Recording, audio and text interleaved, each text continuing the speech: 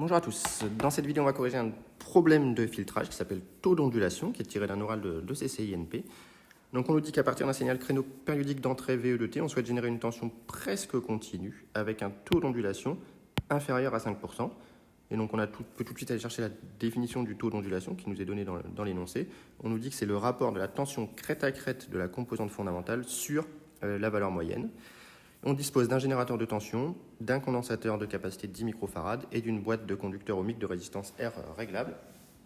Et on demande de proposer un montage permettant de créer cette tension. Et on me donne dans un deuxième temps la décomposition en série de Fourier du créneau. Donc il va falloir qu'on fasse plusieurs choses. Déjà, on va essayer de s'intéresser au signal d'entrée dans un premier temps. Le signal d'entrée qui nous est donné dans le document 3. Donc on nous donne pas mal d'informations intéressantes dans la décomposition en série de Fourier. On nous dit qu'il faut que, pour un créneau de fréquence petit f, d'amplitude grand A et de valeur moyenne, on va la mettre en bleu, U0, on a la décomposition en série de Fourier qui nous est fournie. Donc la première chose à faire, c'est d'identifier fréquence, amplitude et valeur moyenne. Donc on va faire cela. On va déjà aller chercher la période du créneau qui est ici. Donc la première chose, c'est que t est égal à 1 milliseconde. Donc on en déduit que la fréquence du créneau, c'est 1 kHz. Première chose. Ensuite, pour avoir la valeur moyenne et l'amplitude, eh bien, on va se charger de trouver le UE max et le UE min. Donc le max est à 8 volts, le min est à moins 2 volts. Donc on en déduit que U0, qui est la valeur moyenne, est égal à 8 plus moins 2 divisé par 2, c'est-à-dire 3 volts. Donc grosso modo à peu près ici. Ça c'est U0, on en a besoin pour le taux d'ondulation en plus. Et l'amplitude, eh bien, on va l'appeler A ici, c'est égal à 8 moins 2 divisé par 2, c'est donc égal à 5 volts, ce qu'on peut bien vérifier ici.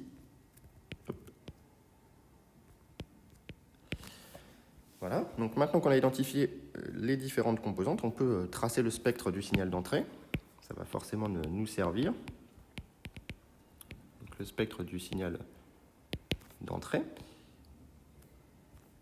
Alors, à quoi il ressemble? Eh bien, c'est un créneau avec une valeur moyenne qui vaut 3 volts. Donc, on va mettre déjà la valeur moyenne à 3 volts, qui est ici, en fréquence nulle. Et ensuite, eh bien, on va avoir des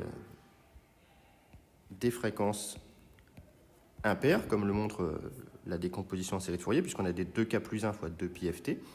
Donc, on va avoir toutes les fréquences, je vais le faire en rouge, f égale 1 kHz.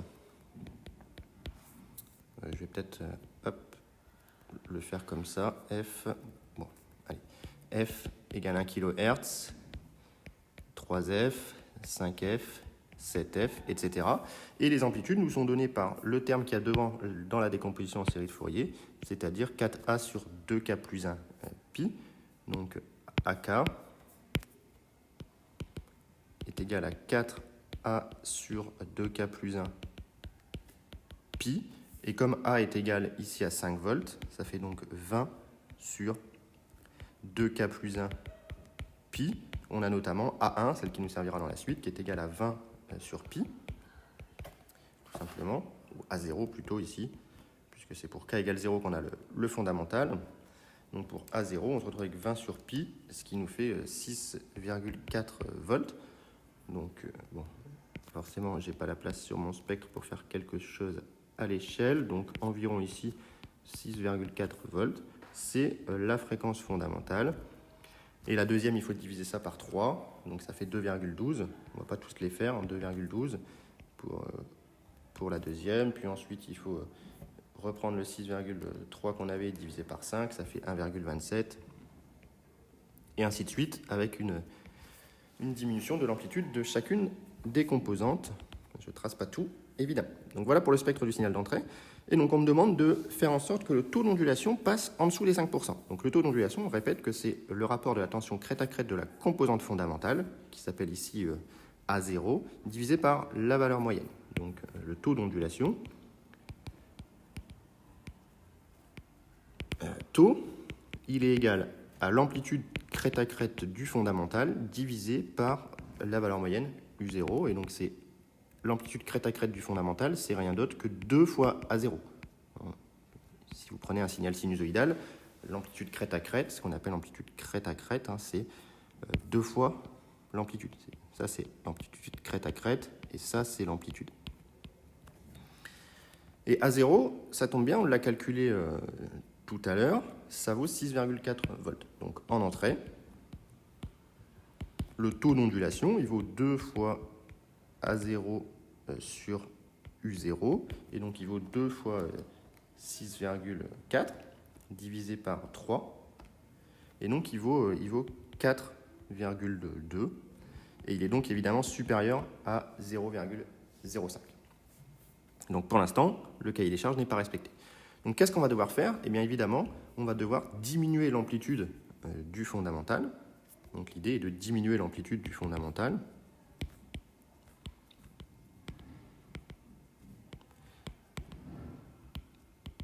pour atteindre taux égal 0,05. Donc on va utiliser un filtre. Alors quel filtre on va utiliser? On pourrait imaginer utiliser un passe haut de manière à atténuer le fondamental, sauf que le problème du passe haut, c'est que ça va couper la valeur moyenne. Si je prends un passe haut, j'ai plus de valeur moyenne, et moi ce que je veux, c'est obtenir quelque chose de continu en sortie. Donc évidemment, pour obtenir quelque chose de continu, on va prendre un passe bas. On ne va pas s'embêter, on va prendre un passe bas d'ordre 1, ici, puisqu'on a un condensateur et qu'on a une résistance variable, donc on va faire un filtre RC, finalement. Et on va essayer de régler la fréquence de coupure de telle sorte que, hop, on va mettre ici notre fréquence de coupure qui va être petite devant F, de telle sorte à atténuer complètement ou presque le fondamental, mais de telle sorte à conserver la valeur moyenne. Donc on va prendre un filtre passe bas. Donc en entrée, on va se retrouver avec ce circuit. Voilà, US. En équivalent complexe, le circuit RC est quand même assez fréquemment étudié. Donc normalement, à ce stade, il ne doit plus y avoir de difficultés. Et donc le transfert associé à ce circuit, c'est simplement ZC sur ZR plus ZC. Et donc c'est 1 sur 1 plus J oméga RC. Et donc on peut identifier tout simplement la pulsation de coupure, oméga C, qui est égale à 1 sur RC, puis la fréquence de coupure qui est égale à 1 sur 2 pi RC. Et donc maintenant on va chercher FC tel que taux prime, le nouveau taux d'ondulation, soit égal à 0,05. Avec bien, tout simplement taux prime qui est égal à 2 fois A'0 divisé par U0. U0 car U0 est inchangé par le passe bas. Le passe bas ne change pas U0, puisqu'il conserve la valeur moyenne. Par contre, il va atténuer la fréquence fondamentale, et donc on va essayer de déterminer à quel point il doit atténuer la fréquence fondamentale pour obtenir le taux d'ondulation souhaité. Donc on a, par définition de H, on a A'0 qui est égal à A0 fois le module de H en F, puisque c'est la fréquence du fondamental, et donc c'est A0 fois le module de H, ici c'est 1 divisé par la racine de 1 plus F sur FC au carré. Ici je peux réécrire cette fonction de transfert sous la forme 1 sur 1 plus J F sur la fréquence de coupure. Et donc j'obtiens bien un résultat très simple entre A'0 et A0, F et FC, où ma seule inconnue va être FC. Et donc on veut A'0 qui est égal à taux prime U0 sur 2, tout simplement. Ici, donc ça on peut le calculer. Donc ça fait taux prime c'est 0,05 fois U0 c'est 3 volts divisé par 2, donc ça fait 0,075 volts. Et A0, eh bien on l'a déterminé tout à l'heure, A0 c'est l'amplitude du fondamental, c'était 6,4 volts. Voilà. Donc, on va essayer de tirer maintenant de cette formule FC. Donc, on va se retrouver avec, alors si on travaille un petit peu, et qu'on met au carré, 1 plus F sur FC au carré égale A0 carré sur A'0 carré. Et donc, on va se retrouver avec F sur FC au carré égale A0 carré ou A0 sur A'0 au carré moins 1. Et donc, on va se retrouver avec FC qui est égal à F divisé par la racine de A0 sur A'0 au carré moins 1. Et donc, on peut faire maintenant l'application numérique pour trouver FC, puisque F, c'est 1 kHz, c'est la fréquence du fondamental. A0, on l'a calculé, c'est 6,4. Donc, ça fait 1000 divisé par racine de 6,4 divisé par 0,075 au carré, moins 1.